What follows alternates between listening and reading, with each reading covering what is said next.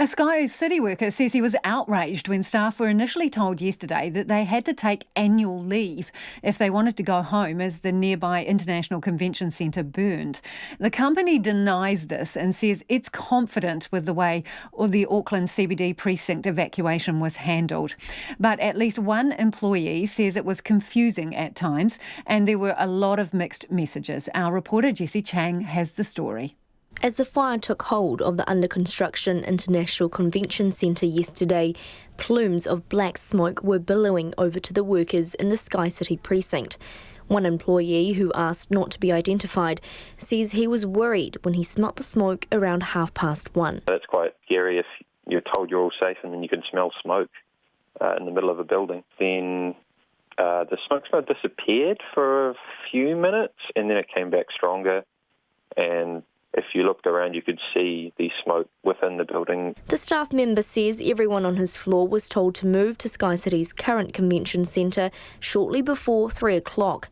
Managers took the role and the worker says his department had to stay behind while others were allowed to leave. Well, there was a lot of mixed signals. People from HR were saying things like, you can go home now, to certain staff members, and then the department that I was in was told to wait for the head of our department to arrive and inform us what we had to do. There was talks of, you can go home, but you have to use your leave to go home. Otherwise, you wait here in case the casino will be reopened later.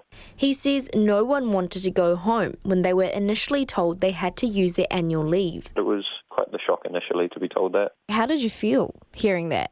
Fairly outraged, to be honest. The employee says he was eventually told at 3:45 yesterday afternoon that they would be paid if they went home and they didn't need to use their annual leave. Out on the street, the SkyCity worker says only about a third of staff had face masks.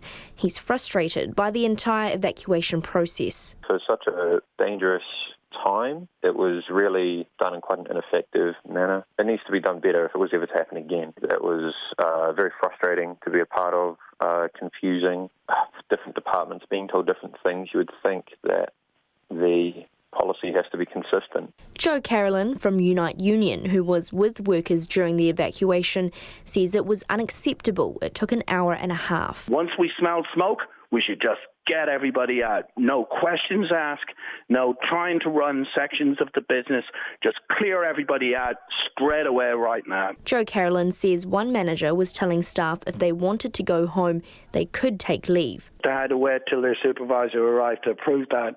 And we were straight in from the union going, absolutely rubbish. This is an act of God.